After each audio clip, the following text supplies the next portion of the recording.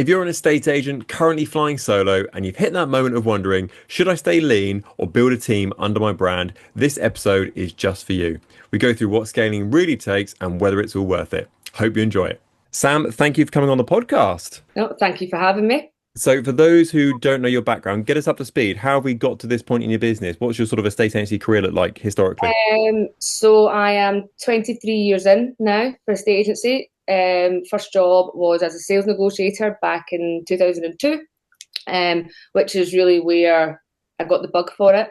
I then was in London for 4 years, where I worked at Barnard Marcus in Putney, and then was Hamptons in Chelsea, which was great. And I'd always say that I feel that I cut my cloth in a estate agency. I think if you're really going to learn the trade, then you should be in London because, as you know, it's so competitive. And it was fun times. It was great times. Deciding to come back home when I was pregnant with my daughter. And that was in the height of the financial crash. So nobody was hiring anybody in a estate agency at that time. And the Scottish market at that time was very different because it's solicitors who ran a estate agency, not estate agents. So it was a very, very different job that I came back up to, but I did manage to find somewhere. I actually took over Bill, who was retiring, to answer phones, but it was away into a estate agency, and two solicitors there decided to take a chance on me and bring in this new London estate agent with all these ideas of how to grow the business. And when I started there wasn't even a property department. The paralegal was going out taking pictures for the schedules, which were created on Microsoft Word with their little digital camera. And and home reports were introduced at that time as well. So again, that was a whole new world of Scotland. I was there for 6 years, helped to grow the business, left, and they'd actually had 3 offices and doubled their staff. So I decided that I wanted to get back to the West Lothian market, which is where I grew up, it's where I lived. And at that time, I joined the independent agent in 2015. I then was approached by Purple Bricks in 2017 to come and run Purple Bricks West Lothian for them. And I've seen that as a stepping stone to eventually then run my own company. Because as much as Purple Bricks, you were running your own business, you weren't really at the end of the day. But for me, it was a way where I could really start to understand what a self-employed business could look like for me, and still, have my own area. And I was very successful. Purple Bricks in my area, we were number 1 on listings and instructions for the 3 years that we were doing it. However, everybody knows Purple Bricks, the landscape changed very much. It was no longer the business that I went into. They forgot who really mattered, which was the customer. So I decided it was time for me to leave, and I started Property Web, which is something I've been wanting to do for years. Didn't think I would ever financially be in a position to do that. But I think what Purple Bricks has taught a lot of us is that actually you don't need to have £100,000 in your bank to start an estate agency. So it made the leap, and the last 4 years have been great. It's been very successful. I had my office up until a couple of months ago when I decided to move away from the office, move away from having employed staff. And I've just really changed everything up. So I am now planning to see what the future is going to be like for Property Web in the next 6 months to the next year. But full and varied role. I always say I've worked for independent corporate solicitors. I've seen the good, the bad, and the ugly of everything. And I was able to draw on all that experience and, create what I feel is a good business, which is really centered around me and a personal service. And that's exactly what we give. Cool. And so you've mentioned you've got rid of the office and you've got rid of some of your employed staff. Have those employed staff moved on to sort of being like commission based, their own agent sort of direction, or what sort of happened there? No, so Lisa, who was with me for 7 years, so she actually was with Purple Bricks with myself. And to be fair, Lisa and I were probably the 2 main ones that actually have grown the business. She went through a difficult time last year. She lost her mum, and I was waiting for something to change. I knew there was going to be something in her life that she needed to change. She decided that was a estate agency. She's gone back into care, which is what she used to do before. She'll probably come back because she has got the bug, but she just said she needed a break from everything. And you'll know how this job is. There's new estate agents popping up all the time. And I've always said coming into this that I do not want to be the number one agent. It's not what I'm fighting for. I don't want to have lots of properties on my books and be chasing new listings all the time. I just want to run a business where I'm out doing the job that I love to do, which is selling houses and meeting people, and run a comfortable business where I'm, financially comfortable and doing what I need to do. And this is a competitive business. West Lothian's a very competitive market. And I decided I didn't want the fight. So when Lisa handed in her notice, I decided it was time to review things for myself. I didn't want the stress. The costs, as you know, for a estate agency, every month the costs are going up and up and up. And I found myself being moved further and further away from the job that I love doing. So when I started my business, I want to work in my business. I don't want to become a manager. Yep. And that's what I became, was a manager. So the other girls in the office, one of them handed in their notice. She was always looking to reduce. So she's away from state agency as well. Neil, who was working with me, self-employed as associate, he's actually gone to EXP, which we had a conversation. And we're very all open with each other. There's no animosity, there's no badness. It's just circumstances in people's lives changed. And then Rebecca approached me and said, I don't want to be employed anymore. I'd rather be self-employed. It'll work better with my life. So that's when we agreed that she would, come on as a self-employed agent, and we would run our own businesses under the one brand. So this is where we're at just now. So I still have an office. I think it's important to have an office. It's not a big Main Street office with a big fancy sign. It's an office where we can come and we can do work. And if people are collecting keys from us, it's a more professional environment for people to come. But yeah, so far it's working well. I'm just always somebody who likes to think ahead. So yeah, so that was insane. People's lives changed basically. So we've all moved on and we're all still very much in touch. But And how do you see, well, let's go, because obviously the reason for today's podcast is that you're kind of considering going down the self-employed route. Obviously, you've got Rebecca on board with you already, and sort of you're now thinking about sort of how, whether you should or shouldn't sort of enlarge that and make that into sort of a part of your business going forward. So let's take a step backwards before we kind of take a leap forward. So talk me through what sort of figures your business does on a monthly basis. And the main thing I'm sort of listening for here is sort of your conversion ratios, because what we're basically trying to look at is if you've got a terrible business, which I don't think you have, but let's say you've got a terrible business, trying to scale that up with more people on board will be, it'll be a tower of cards very quickly. Whereas if you've got a really solid business, then great, we're sort of off to the race away we go. So talk me through sort of a standard month with regards to sort of market appraisals, instructions, how many of those you sell, for example. Yeah, I mean, on average, in terms of the kind of appraisals that were coming through, I mean, we were kind of averaging about 20, 24 for kind of the first 5 months of this year. And even kind of going back to last year, that was kind of our average that, we would have. So we were never an agency that was going out to 10 appraisals a week. That was never the business. But the majority of ones we went out to had selected us and actually already decided they were going to work with us. So in that respect, our conversion rate was higher.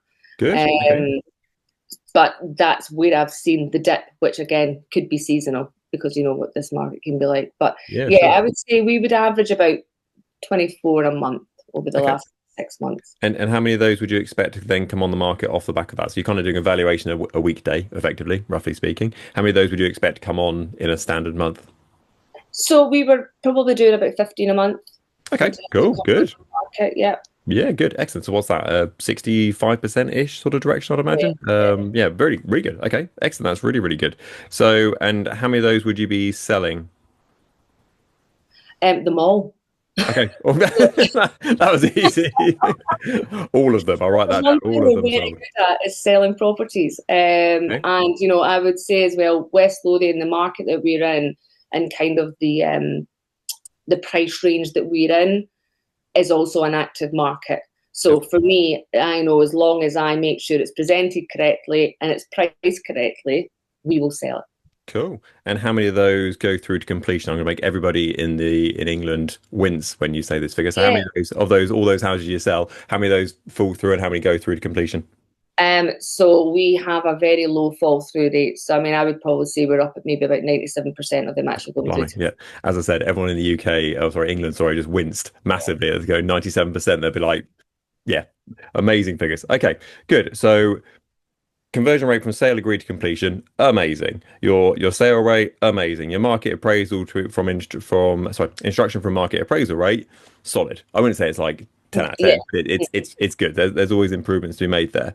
So the question for you is why you've got a good business here, which is obviously bringing in some good money, and that's all fine. Why now look at sort of the self-employed model or bringing sort of self-employed agents underneath your umbrella? What's the allure from your side?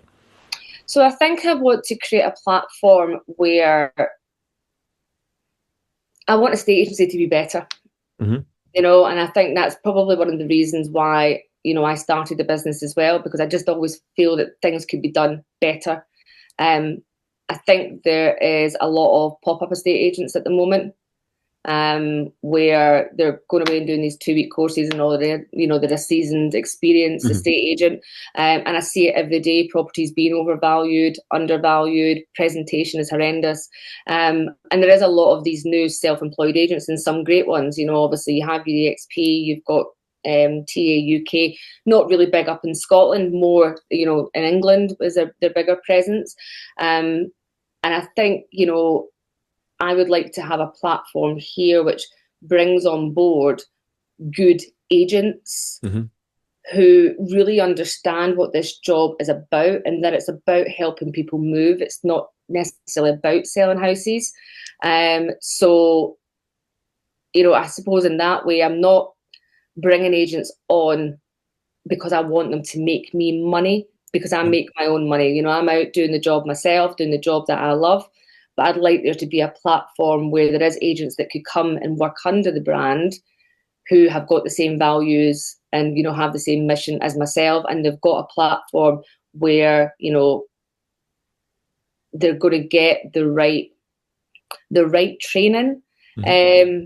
But as I say, it's not a bit. I don't want to be like a TAUK or an EXP. Sure. That's Okay. not the aim for me. As Hmm. I say, it's just to have this platform where I want to collaborate more with agents as well. So even the space that we have here, there's a couple of ladies who work within West Lothian who run in their own brands. But I've said, if you need a space to come into and you want to get away from the house for the day, Yep. then come and work in our office. Yep. So it's more about having, more collaboration with agents, and just everybody seeing that actually it's good to work with each other and working alongside each other instead of against each other. So I Okay. suppose that's kind of, I don't know, it's a bit of a mixed message there, but that's kind of, where my thought process is. And because I already have Rebecca as part of the brand, then I'm like, well, is there an opportunity for other good agents to come and be part of it as well? And I very much appreciate this is not about a numbers game for you. So I'm not expecting you to be like, I want to be at 100 agents by the end of the year, Chris, or anything like that at all. But fast forward a year's time, are you seeing this having like 3 people, 5 people? Like what sort of scale do you want to get to? Yeah, I mean, maybe 5 at the most, because I Okay. think probably what I'm also conscious about, and again, it's probably another reason for the call, is that, I've said before that I didn't want to manage people, Hmm. and that because I've found that, I mean, that's a great skill set that somebody has. It's not necessarily the skill set I have. I can help and I will always help people and I'm always there to give advice, but I don't want to be somebody's manager. And I suppose that's where I'm thinking, well, will I need to get to that stage where I am actually managing, even though Hmm. they're all self-employed and they have to Yep. do the job themselves? There will have to be some kind of level of management in Yep. terms of making sure that everybody's still working cohesively and still using the brand's values, and everybody's really working hard to support their clients, and that Yep. will have to be managed to a certain degree. Yep. So Yep. it's whether or not that's the step that I want to take. Well, there's probably many estate agents in the UK and wider scene that are thinking to themselves pretty much exactly the same thought at the moment. And, I've got a high street office at the moment. I've got all these empty chairs sort of thing. Should I just have some sort of deal where we do some sort of commission split and people come in and run their own business powered by Chris's estate agent sort of thing? So it's probably a very regular conversation in the high street at the moment, I would imagine. Okay. So we know kind of where we want to get to going forward. So I would see this under sort of three sort of big parts of this. So number one is going to be the package, and that is kind of what's the deal? I come Yeah. to you and I'm like, doughy-eyed Sam, I want to be an estate agent. How do we do it? You're like, right, well, this is what you need to do. Your part of the deal is you work really hard, and my part of the deal is I bring forward to the party insert blank here, and that's going to be CRM system, marketing, whatever it may be. Next part of it is sort of the pitch. And that is how you come across and you say to me, right, this is kind of what we offer as a product, and it should be really plain and simple. And I think, if in doubt, the simpler the better. I think even when people say to you, when it caps, it gets to this percentage, then you only pay this, it gets a bit more complicated. You need a very sort of clean cut. This is what you get. When you get your commission come through, I'll take that off, and then you get the rest. And it's a very clean cut system. Whether that involves some sort of capping or not, is we can talk about later. And then the final part of that is actually the logistics of it and sort of the day in, day out. When you bring a partner on board, whether that's sort of Rebecca plus one or whoever it may be, come into the business, how does that look and how does that actually scale up over time?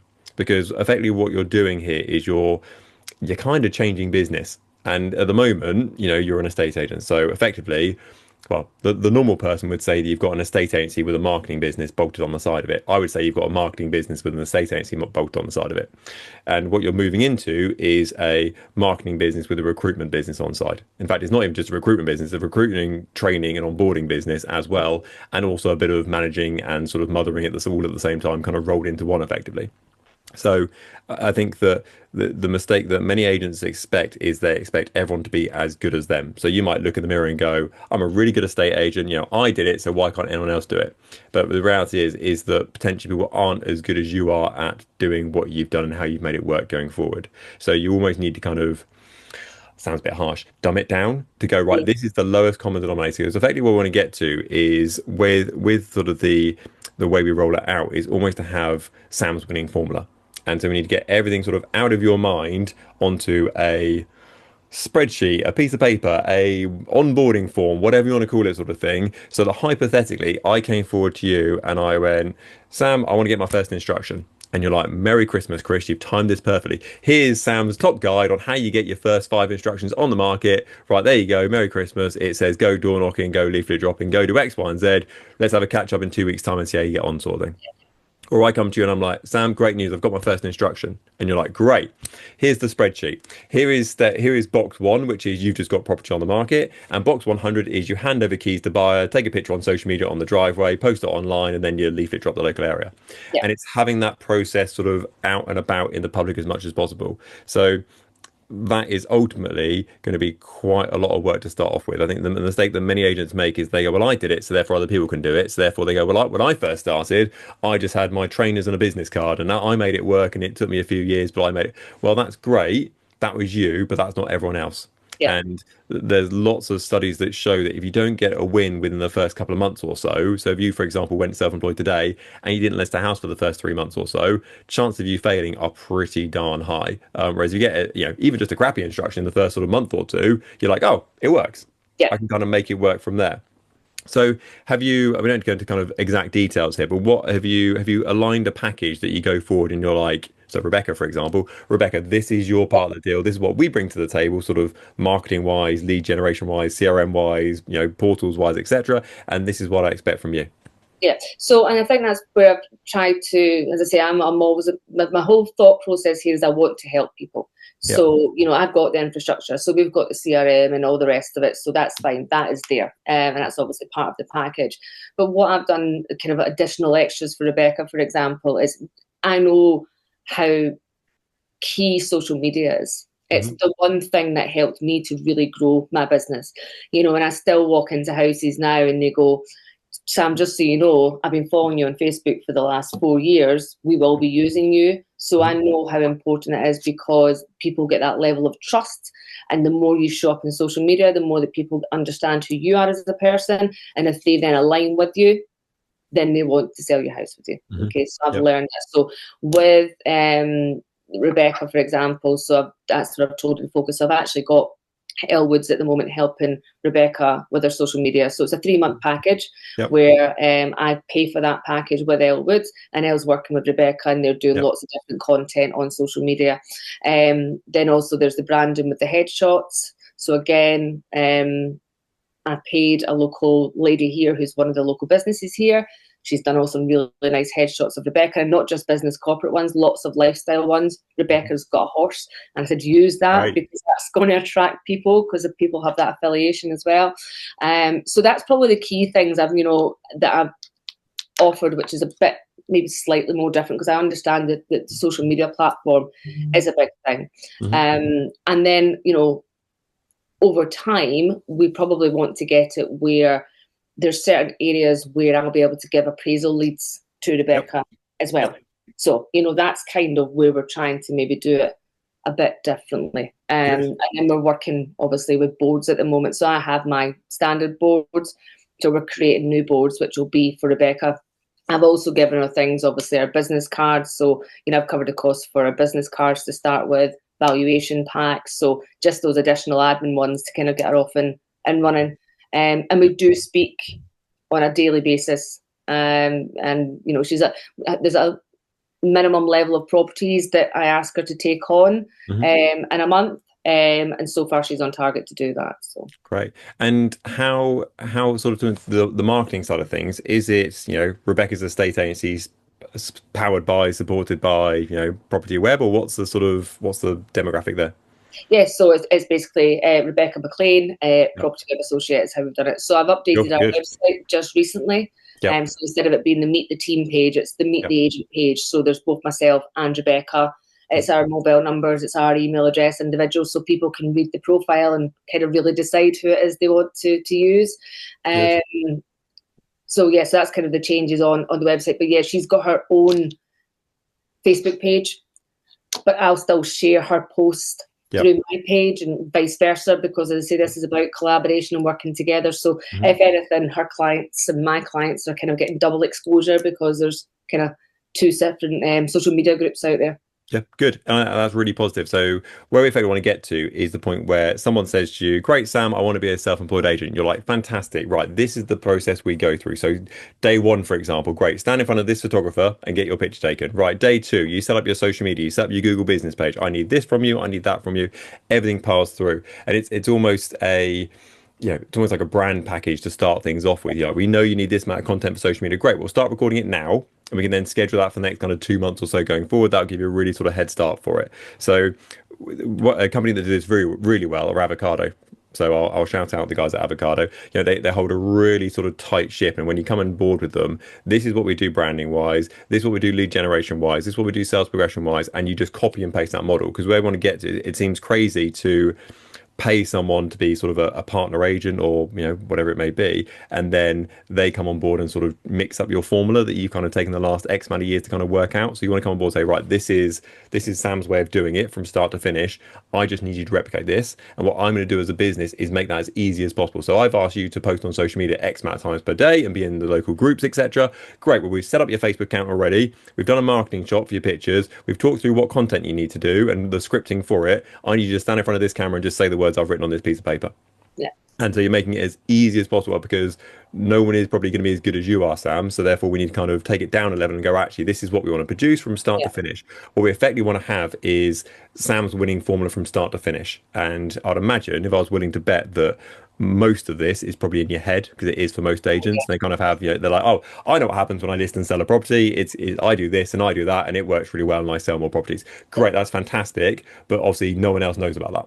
So your challenge now is to sort of, excuse the expression, vomit all that out your head as much as you possibly can do, and go, right, when we list the property, this is how it looks. This is like gold standard. We list the house, it's got professional photographs, it's got a floor plan, it's got a video tour, it's presenter led, etc. This is the standard. So if someone comes forward to you and goes, actually, this is my new instruction, you're like, well, let's just compare these two. What's right and what's wrong there, and you can see very quickly what the difference is, and that's everything through from start to finish. So you probably have that winning formula already. You literally need to write it down. And it sounds like a big deal, but all I would do in that situation is literally get a spreadsheet and be like, right, I've listed a house for sale. Right, next step, what would I do? Right, let's get the AML done. Let's get the IDs done. Now what we do? Pictures, floor plan, photograph, right the way through. That is going to evolve over time. So that is kind of step one. And you might have sort of a guide on how to put a property on the market with regard to how it should look, for example. So pick a really good one that you've done and go, this is the kind of gold standard. This is how our social media posts work, for example. Here's your banner for your social media that we've done already for you. Just you're making it as there are little variation in your formula as you possibly can do. We don't want to be one company be red and blue and yellow and pink and well, some post on a Monday, some never posted. So we're right, like this is kind of you're part of the gang. This is kind of what you do from there.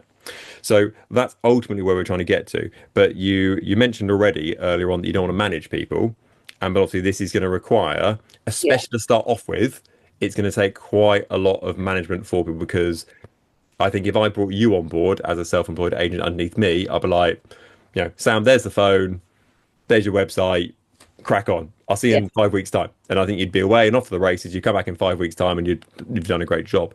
But you need to kind of almost go on a worst case scenario and Hmm. go, right, this is what we're going to do. I would be willing to bet, I don't want to be too pessimistic here. I'll be willing to bet your personal business will probably take a 20% step back Hmm. in that time because you can't be 100% on your property business, but also be 100% on the recruitment slash onboarding slash you can't be someone to everyone effectively unless you want to work until like 1 in the morning, which I wouldn't recommend. So No, I've you, done that. I'm not doing that again. well, there you go. So your own business is going to take a hit, and it's going to take probably a hit in two ways. Thinking out loud, one way it's going to take a hit with regard to sort of the time you've got to dedicate to your business. So your lead generation might not be as good as it might have been, and things kind of slip slightly on that side of things. But also, you mentioned earlier, you're probably going to get Rebecca come on board, and you'll be like, "Oh, Rebecca, you can have that one." So you'll be kind of giving things away when previously would have been a little bit of a sitter for you to go, oh, they know me and they like me and they trust me. Oh, Rebecca, that's now in your area, so therefore that's one for you. Yeah. So that's sort of where you'll also take another step back. But you're kind of, I don't know, it's a bit like watering your plants, whatever you call it. Like you'll pay dividends in the future, but in the short term, it can be quite painful. Yeah. Yeah. And I think I'm very aware of that. And I think that's why I'm not just, it would be quite easy for me just to jump in.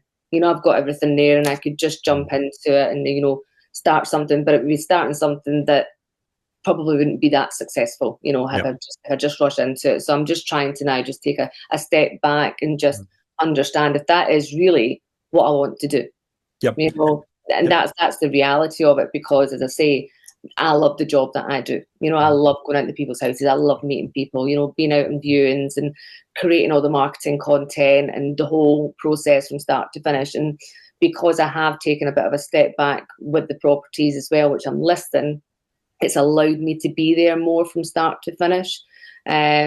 Because I think a lot of people say start to finish, but once it goes off to the solicitors, Hmm. they're then not really involved, really. They're Sure. maybe checking in now and again, Hmm. whereas actually I'm in regular contact with my sellers as well as their Yep. solicitors and their mortgage brokers. So Yep. I'm always checking in at these points. So I'm just conscious that if I was to go down this route, that you're right, I would have to pull back on my own business and kind of maybe the service that I'm given there, basically. So Yeah, it's understanding that you're moving into a different area of business and you're moving literally from the sales and marketing space into the recruitment and marketing yeah, space. And, yeah, even if you only want to have three, four, five people come and join the business, they need to know who you are, sort of thing. You have having an interview with them or a second interview, and there's onboarding and training and all this sort of stuff that kind of come on board with that. So one thing I would establish really, really early on, and it sounds a bit OTT from day one, but I'd very much have a rule book on how to work within your business. hmm, So when I was at the property franchise group, we'd have hundreds of franchisees. So at any one time, it's like they're herding cats. Someone's always falling out with someone. Someone's always got a listing in someone else's area. Someone's always said they'll pay a fee and not pay. There's always something going on. So it's yeah, great. It's like diving in the deep end. If you can get that established while you're in the shallow end, it's a far easier life to be. So what I would do, and probably something like ChatGPT is quite good for this sort of stuff. Almost go through every permutation. So do your people you bring on board, do they have their own specific area they work in, for example, and that's kind of their exclusive territory, or are they kind of free to do wherever they like? yeah. I mean, at the moment with Rebecca, she's free to pick up anywhere. So that's kind of Okay. where we're at. She has got specific areas that she has decided that in the future she wants to target, which is Hmm. actually not areas that I currently work in anyway, Yep. just because of where we live and the demographics of that. But yeah, I think you almost want to have people to have not necessarily their own areas, but to have that freedom to go wherever. But I'm also very aware that that would then come with, well, where did that lead come from? Did that come from Yes. that board, or did it come from, a leaflet drop that I did? Hmm. So yeah, I'm very aware of then potentially what could happen with that. So I love the idea. I love the idea of having everyone kind of free roaming and sort of, just picking stuff up. But I think you're making your life a lot harder down the line. If I was going to do it tomorrow, I would be going, right, this is your area. You are west of town. You are east of town. You are this village, and this village. So I've talked about historically on podcasts saying that for sort of a one-person band, 5,000 households is plenty. So, you would probably look to let's double that to give them a bit of an optimistic start to say, actually, this is your area that you work in. Almost ignore half of it for the first couple of years or so, but that gives you kind of room to grow into in the future sort of things. You're not sort of hemmed in on all sides and go, this is your area. This is what you're going to deal with. Here's your 5,000 that we're really kind of starting off with. And once you're up to a good level on that one, then we'll kind of branch out on that one from that area there. So, basically what we're doing is just avoiding conflict and issues down the line, and what you Yeah. want people to be is sort of the local property expert for that area. Mhm. And therefore if you're saying to them you can be wherever you like, then you're by default you're sort of shooting yourself in the foot slightly. Wherever you go, this is your core patch, here's your 10,000 households, of which you're ignoring half of it to start off with, and you're just going to focus on five of them. You can then go almost by default, they kind of have to follow the correct route of it because that's where they're living and that's kind of where they're acting. So Yeah. therefore you can then base a rule book around that to say, if so and so's grandma's property comes up for sale and it's in your area, for example, then this is the rule that we have in place, and there's some sort of a handshake agreement or a guaranteed commission, or it's 50-50, or whatever you decide, whether you just say, look, it swings around about, you give me one, I give you one, and everyone's a winner sort of thing. But I'd get that established really, really quickly. And it's probably going to be a list of a side of A4 to say, when this happens, this is who gets the final say. When this happens, this is who gets the final say. Because very quickly you'll get people come to you and go, oh, a friend of mine wants to sell his house, it's in Rebecca's area. And you're like, oh, okay, well, what do we do? And once you've Yeah. made a decision, you'll stick with it. And to be fair, I've already had that. I mean, we did have somebody else who was a mortgage broker with ourselves, and I kind of gave her an area, and it was agreed that, anything else that came on within our areas, Mhm. that it would come to us. It didn't quite happen with that because it was a friend whose, father had passed away, or it was somebody, so she only wants to work with her. So that already started happening, and it was because there was no firm rules of, what happens when, something like that comes Yep. along. So yeah, I've kind of already maybe had my fingers burned a little bit by that. So Yep. what you're saying makes perfect sense. And that's, as you say, you need to have these aligned up before so everybody understands that, if that was to happen, this Yep. is the process you follow. Yep. And I think it's really important as well that your first at least couple of partner agents do really well. It's like, we all want them all to do well, don't get me wrong. But when you bring up, your first partner agent comes on board and they leave you in 2 months' time, not a good look for you, because No. really you want Rebecca to do absolutely amazing so that someone says to you, how's it work being a self-employed agent? You're like, well, just speak to Rebecca. Like she'll chat you through it. She'll be like, oh, great, yeah, working with Sam's amazing. She's doing really well. I get leads come through and I convert them, etc. She almost becomes just sort of a salesperson because with the best will in the world, you're always going to say, oh, it's great working with me. We're really fun. We go to the pub on a Friday afternoon. We'll give you leads and whatever else it might be. But when you actually talk to the person sort of who's doing the doing, that carries a lot more weight. So you really need Rebecca to do well, because not only is it good for her to do well as your first sort of partner agent, but then when it comes to a recruitment message going forward, rather than sort of chasing people and saying, oh, please work with me, for example, you've got Rebecca who's going on holiday every 10 minutes and got a brand new car every 5 minutes. And they're like, oh my God, Rebecca, how do you do this? You're like, I'll just speak to Sam. She's got a really, she's got a foolproof plan from start to finish. You just need to turn up and do the work. Sam brings forward sort of the knowledge and sort of the value around that. And that's sort of our winning formula. Yeah. Yeah. No, that makes perfect sense. No, that's all good. So I would look at this in sort of the big stages. Number one, so from just a pure business point of view, whether you go and do the brokerage side of things or not, I would just get your processes in line as a business. I know it sounds super boring, but I would just spend an hour with ChatGPT or an hour with a spreadsheet. We've got a sort of an online version of it. You can start things. So if you go to our website /process-sheet, there's a version of that literally already done. It's 60 something steps from literally for sale through to sold. Obviously, Right. you'll change it slightly from the Scottish point of view, but that will give you a good idea about how that looks. And therefore, you have every stage of that process written down. So therefore, over the next 6 months, 2 years or so, you can just kind of make tweaks and changes to that. So when you do bring people on board, you're like, this is what you do. Like this is the winning formula. just literally start on that left hand side, finish on that right hand side, and we'll high five down the pub on a Friday night once you've sold X amount of properties. So that's a good place to get to. Number two is once you've done that and you've got those processes through, I would get your package absolutely nailed and your offering absolutely nailed down and make it so it's a scalable offer. So therefore, you go, right, this is what you get with me. You get your 10,000 households. This is the patch it's going to be. You make sure they've got enough households in that area to make sure it actually has enough business for them to work in.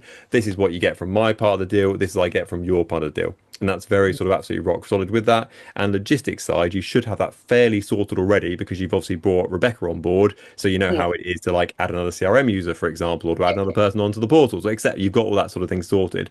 So I'd look at it probably in that order, first of all, and you'll either look at that and go, great, this can work and it can be really exciting for my business, or you'll look at it and go, oh, by great, I'll just keep it myself.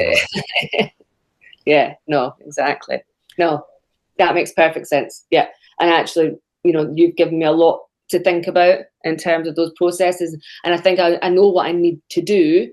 It's just then understanding, as you say, and I think if you actually put it all down in paper Mhm. and review it all, then you get a good understanding of, what it is I actually need to do. Yeah. Yeah, the thing to remember is that probably everybody who joins you is going to be about 80% as good as you are.